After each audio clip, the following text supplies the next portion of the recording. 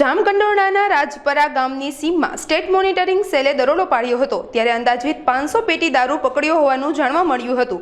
ત્યારે આરોપી યશપાલસિંહ જાડેજા અને રમેશ ડાંગે નામના આરોપીની ધરપકડ કરવામાં આવી હતી તેમજ આરોપી 9 આરોપીને વોન્ટેડ જાહેર કરવામાં આવ્યા હતા। આ દરમિયાન કુલ મુદ્દામાલ 68,86,262નો મુદ્દામાલ જપ્ત કરી વધુ કાર્યવાહી હાથ ધરવામાં આવી હતી।